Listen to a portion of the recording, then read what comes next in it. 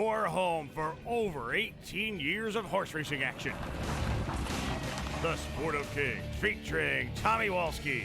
On today's show, we'll meet a trainer from Alberta that calls Hastings home. Our race of the week features the first stakes action of the season. Tommy takes you racing across the nation. We look back in the archives in case you missed it. Our Salute to the Champions features a classic equine champion. And now here he is, BC's ambassador to the world of horse racing, Mr. Tommy Walski. We open up today's program with a visit with one of the many new faces here at Hastings Racecourse, and that would be trainer Dale Greenwood. Dale brought 25 horses from Alberta. That's his full stable, 25 horses. And with a stable like that, we thought it would only be fitting to introduce you to Dale Greenwood. I was born and raised with thoroughbreds. I've been around them my whole life. I got my trainer's license in 1982, so this will be my 27th year. Been at it so long I couldn't do anything else. Nobody would want me to do anything else because I'd be no good at it. But you gotta love it. You gotta love the horses, and you gotta love the people. The racetrack's kind of its own little community, and everybody's got their own personalities. It's just you gotta love it. It's a great place and good people here. What's brought you to Hastings? Bigger purses than Alberta, and the lack of a new racetrack, and everything seems to be going downhill. So decided to change our venues and come where things looked a little more on the up and up. I was here last fall for the last 6 weeks of the meet, but I didn't have a lot of success. Just come over, testing the waters and making sure that it would be a fine place to come to this year. Sure makes it kind of tough to get up and leave, though, any place, doesn't it? Especially Alberta for me, because I was born and raised there, and it's home. But we've been in the process of moving for a couple of years. We spent last winter in Maryland and come back for personal reasons and had to get out of Alberta. Yeah, you mentioned Maryland. You took the outfit there. First of all, we should know about your owner. He's a little about their stables. Danny Dion, I started with him about 7 years ago, and he's gone from one horse to I don't know how many he's got. He's got multiple horses now, and he's got a big outfit in Toronto, and had my outfit in Alberta, and we moved to Maryland we spent last winter in Maryland and come home because my father got sick. And other than that, if it hadn't been for my father, we probably would have never come back to Maryland. We probably would have stayed in the East Coast somewhere. And he shipped the whole stable here because you had to come back for your father, didn't he? yeah, and I really appreciated that because my father ended up passing away, and I got to spend 3 months with him before that happened. And Danny was behind me the whole way, so it was, not many people could do that. And you got the happiest assistant trainer. What's her name? Lisa McKenzie. Yes, she does a great job for me. She's on top of everything that goes on, and very knowledgeable, knows all the horses, knows what they need to wear, and very seldom ever makes a mistake. Dale, when you go from one racetrack to another, how do you pick the horses? Pretty much, it's not too hard for me to pick horses. Danny supplies me with horses, and he's went out and he spent a lot of money and bought good breeding, and basically my horses should fit just about anywhere we go. They might fit in a different category, but they'll fit somewhere, don't matter where we go, they're going to fit somewhere. Is your claimant stable? We've got lots of claimers, but we don't start out that way. They just end up being claimers. They have a way of doing that, don't they? They sure do. When you came out, you ran in a couple of stakes, and you got. When we come out Derby weekend last year. We had a horse in the Derby and one in the Oaks and one in the Constellation, and we were supposed to fly him out, and we shipped him from Edmonton to Calgary, and the guy never showed up to load him on the plane for us from the airline. So we ended up, they had the van back to Edmonton and van over here.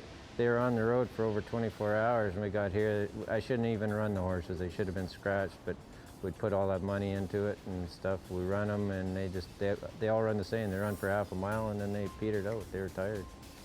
It wasn't the horse's fault, and it wasn't. It was an airline's fault. Strange things can happen in the sport, can it? Right. It was one of them things. We tried to do everything right by flying them out here and giving them, you know, 4 hours of traveling, and ended up with over 24 hours.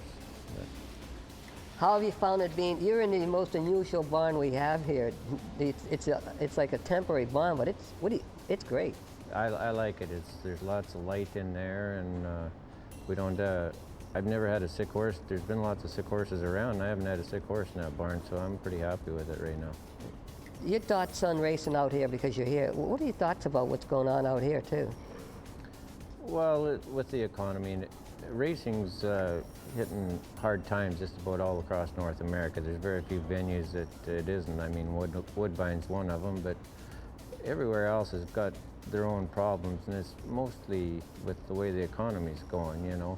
At least what I see out here, they're trying to make things work and improve everything, and everybody seems to have a positive attitude, and I think that goes a long ways. You go about selecting your riders. Did you bring your own rider here? No, I didn't bring any riders.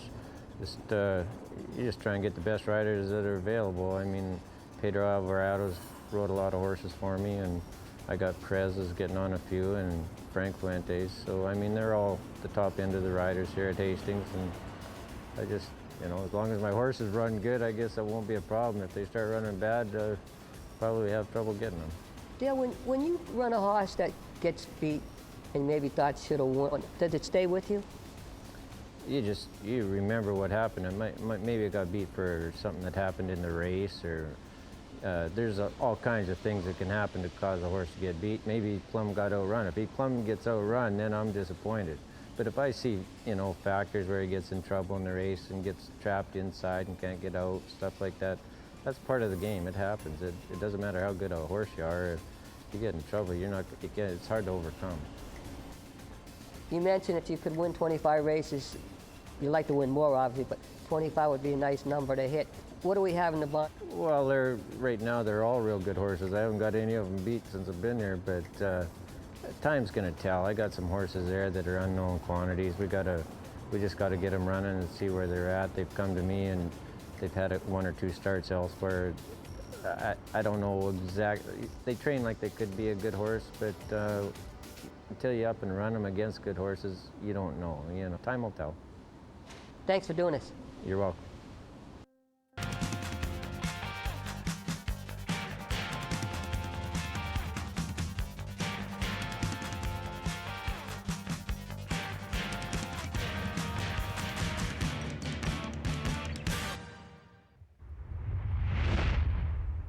Now it's time for our Racing Across the Nation part of the program, and first up, you're going to go to Churchill Downs. You're going to be watching the Grade 1 $500,000 Kentucky Oaks.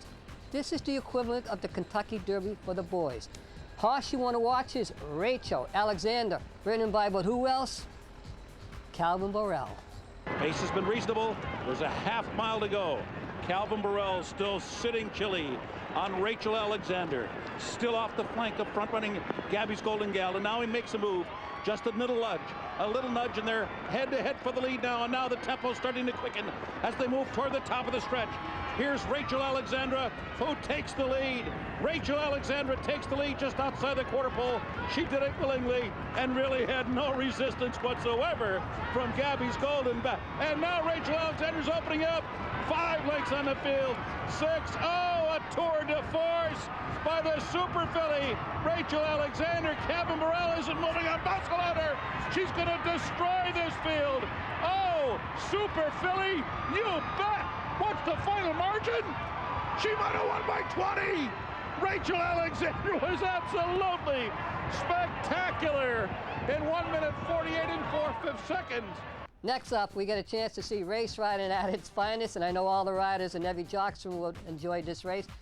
You're going to watch the $350,000 Louisville Distaff. It features a horse called Miss Ayala, and you just watch who else, Calvin Burrell, as he rides his horse to the top of the stretch to a narrow, narrow hole.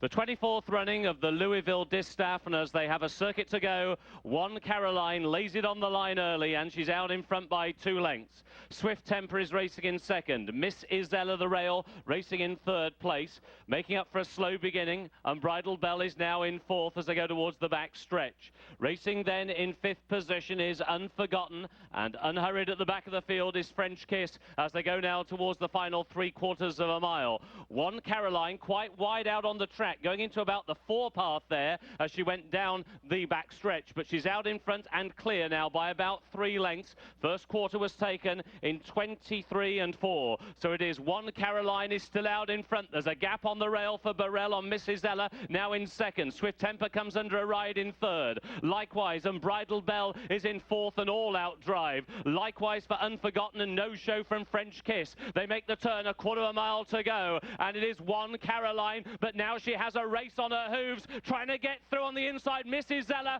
and Mrs. Zeller is muscling her way through against the inside rail. Towards the outside, One Caroline, a right set to inside the final furlong they go. Mrs. Zeller runs the rail, One Caroline on the outside. That unbeaten record is slipping from her grasp. Mrs. Zeller muscles her way through. Mrs. Zeller wins. That ride was so great, we thought we would show you that stretch ride once again, and you now know Caroline, but now she has a race on her hooves, trying to get through on the inside Mrs. Zeller, and Mrs. Zeller is muscling her way through against the inside rail. Towards the outside, One Caroline, a right set to inside the final furlong they go. Mrs. Zeller runs the rail, One Caroline on the outside. That unbeaten record is slipping from her grasp. Mrs. Zeller muscles her way through. Mrs. Zeller wins.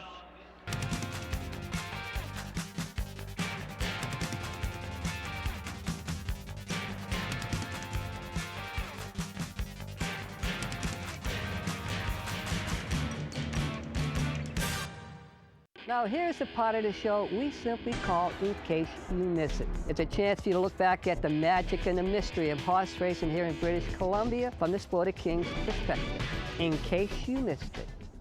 Among the most popular players to ever put on a uniform for the Vancouver Canucks was former NHL goalie Gary Suitcase Smith, an ardent horse racing fan. You wouldn't believe how much Gary loved horse racing.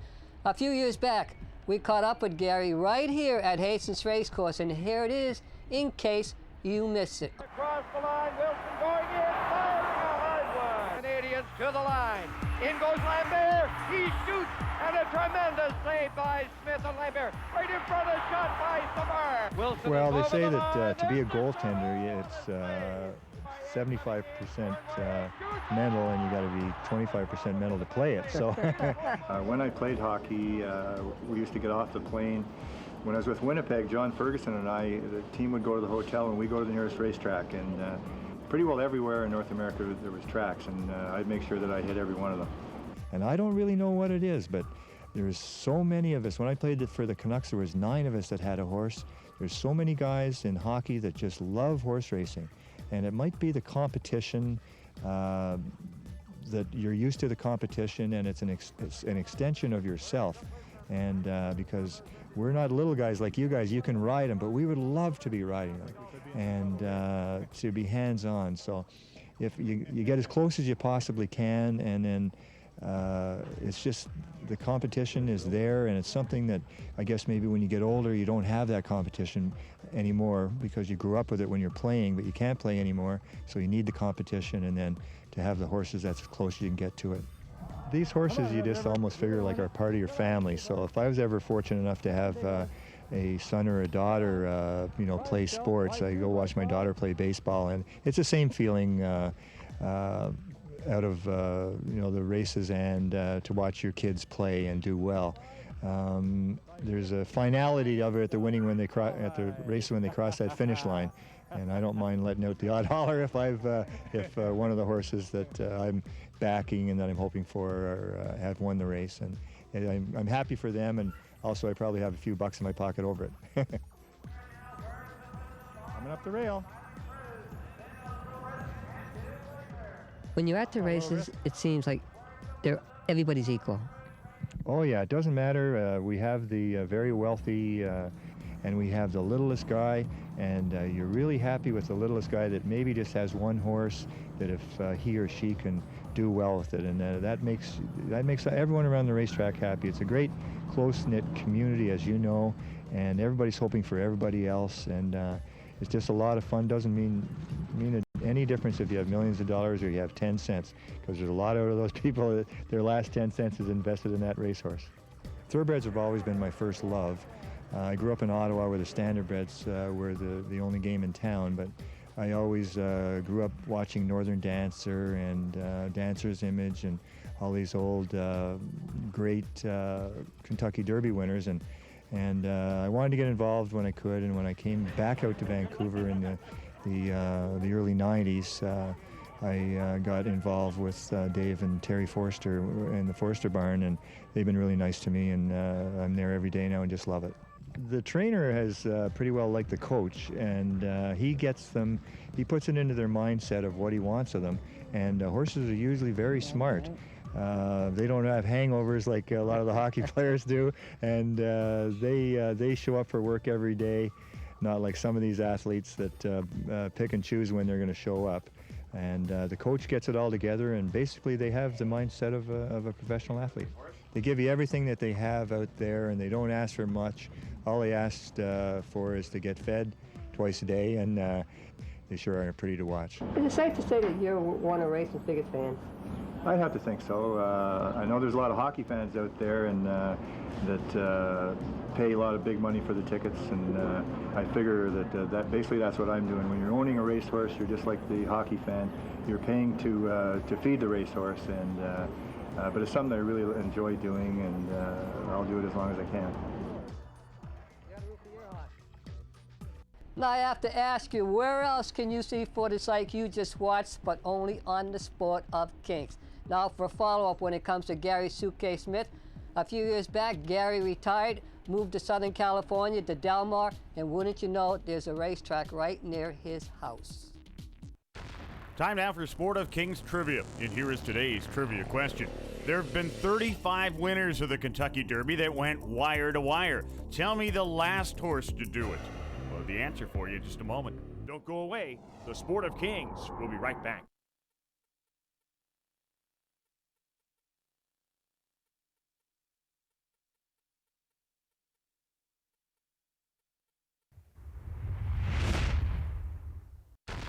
Time now for the answer to today's trivia question. If you guessed Big Brown, you are correct, sir. He did it in the 2008 Kentucky Derby.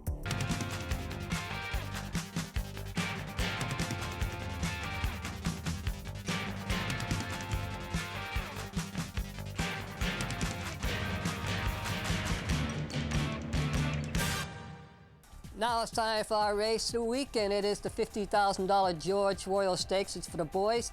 But before we get to it, let's give the girls a chance to be in the spotlight as we show the $50,000 Big House Bells.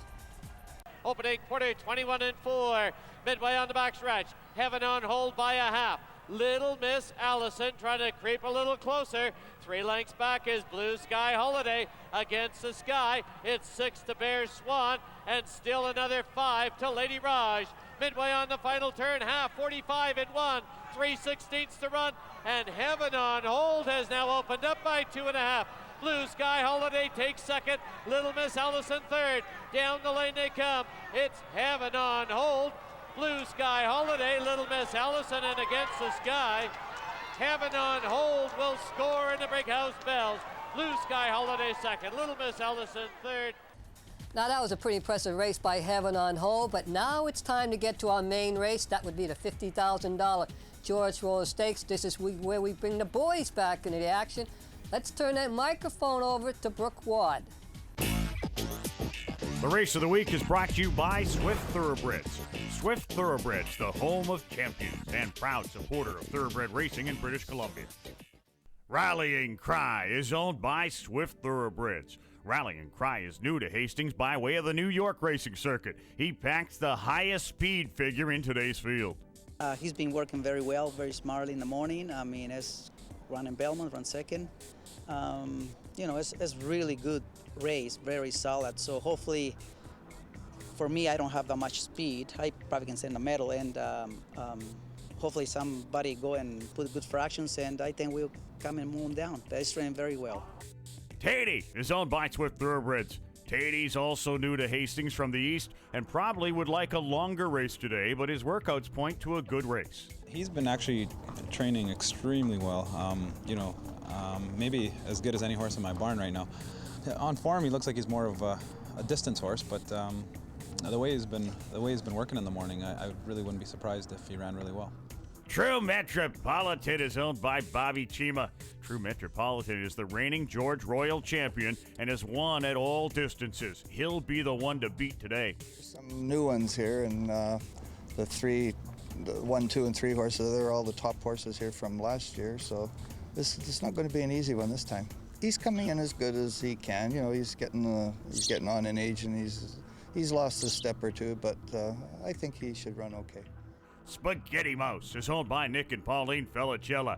Spaghetti Mouse is a fan favorite that has his best results in longer races. He's training really well. You know, he's ready as he is ever going to be for a sprint race. You know, it's not his forte, but if he has a good run, we'll be pleased. Crazy Coffee is owned by Butch Gertzen. Crazy Coffee graduates from his 3-year-old campaign with almost every racing honor. He tackles the older group today and has been working great in his prep. B.R. Remark is owned by Brian Giesbrecht, Frank Aichi, M&T White, and the Louis family stables. B.R. Remark is the sprint champion at Hastings for the last 2 years. He'll be firing at the end. Seminole Brave is owned by Frank Snow and GG Stable. Seminole Brave is coming back after a big win on opening day and packs a bullet work. He'll be near the front most of the way. He's coming into the race excellent. He ran big his first out, and he came off the race in very good shape. How big a plus was it to get that race underneath his belt?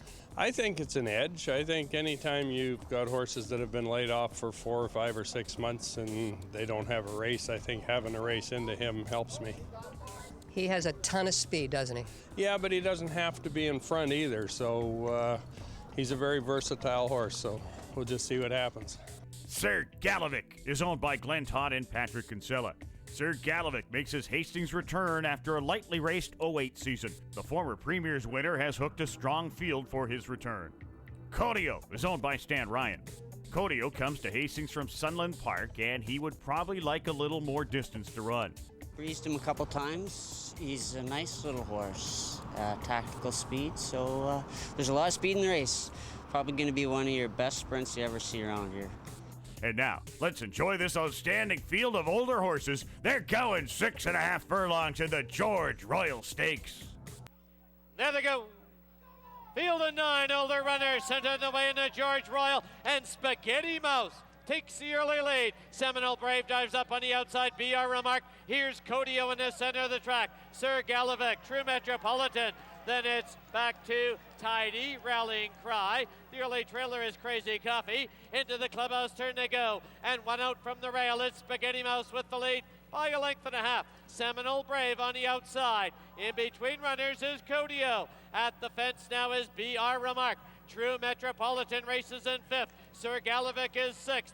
Then it's Rallying Cry. Back to Tidy and Crazy Coffee. He's got about 10 to make up. Opening quarter, 22-1. Into the far turn they go, and Seminole Brave from the outside puts ahead in front. Spaghetti Mouse second by 1.5 lengths. Codio now on the move. 2.5 further back. Here's True Metropolitan. VR Remark. Crazy Coffee is closing ground, and Tidy midway on the turn. The half 45-1. 1/8 mile to run, and Seminole Brave has the lead. Down the lane they come. Seminole Brave, Codio. True Metropolitan has asked for his best, and Spaghetti Mouse, but it's Seminole Brave with the lead. Seminole Brave to score. True Metropolitan will be second. Photo for third, Codio, and a late closing, Crazy Coffee. First of all, congratulations. Thank you very much, Tom. Everybody needs a good horse to get a chance, and this might be your chance. Yeah, like we were talking last year, right? Just I need like the trainers get a little bit of confidence myself. I know how to ride.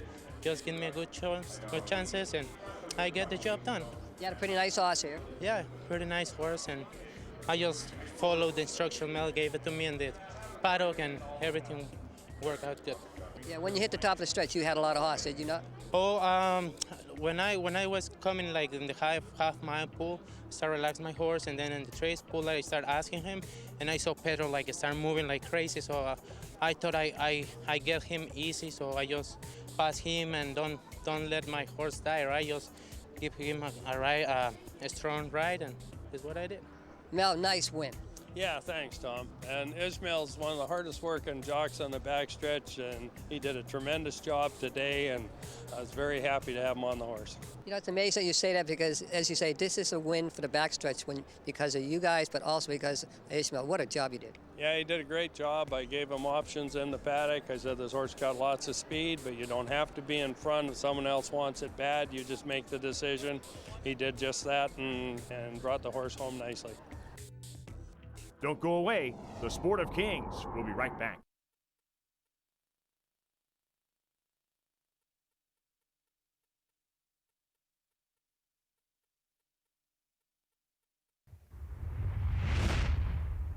Today on our Vancouver Providence Salute to the Champions, we're taking you back only 1 week. And of course, that means the 2009 Kentucky Derby is the race you'll be watching.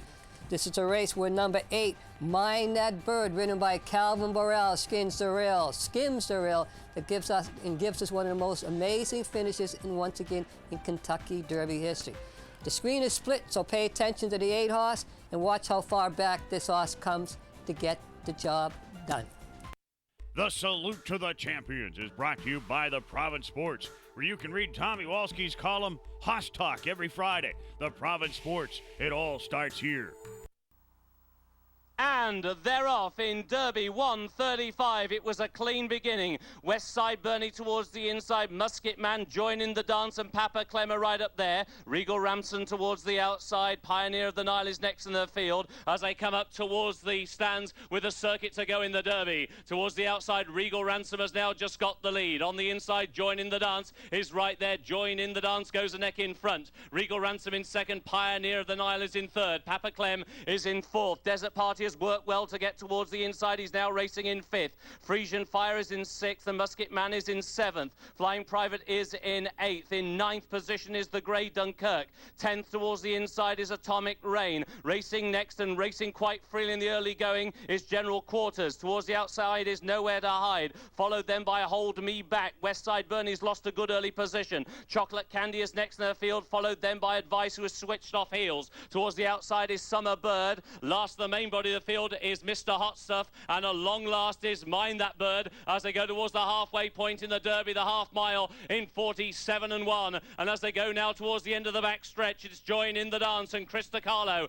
out in front to Regal Ransom, who is now racing in second. Pioneer of the Nile is racing in third. Towards the inside, Hold Me Back has now taken fourth. Desert Party is in fifth. Papa Clem is in sixth. Under a Ride, Musket Man has now taken seventh. Frisian Fire begins to back out of it. Atomic Rain tries to come on. Chocolate Candy is next in the field. Staying on towards the inside is Advice as the Derby field come towards the quarter pole. On the inside, Join in the Dance. To the outside, Pioneer of the Nile. Regal Ransom between rivals. Papa Clem towards the outside. Musket Man is trying to stay on. Towards the inside, picking up now, bursting through. Mind That Bird. Absolute last early. Mind That Bird has skimmed the rail. A brilliant ride by Calvin Burrell. Mind That Bird is going clear in the Derby. Mind That Bird wins the Derby from last to first. Now, after that race, the connections from Mind That Bird told everyone that what they would be doing is he is going to be running in the Preakness Stakes to be run next weekend. You can watch that race here also at Hastings. That's it for this weekend. Take care, keep them straight, enjoy the weekend. Hello? No working. No working. No working. Tampoco, no working. Everybody's lazy today. Oh no, thank you. Just for fun, just say crazy things. Hello? Ah, español. Oh, tú hablas español. Sí, te estamos dando una entrevista aquí porque queremos ver qué tal te parece aquí. Oh, muy bueno. Muy bueno, muy bueno. ¿Qué tal para ti? No, pues sí, me parece muy bien. ¿Te apruebas Los en caballos. ¿Sí? Okay, forward. Hey, we're today.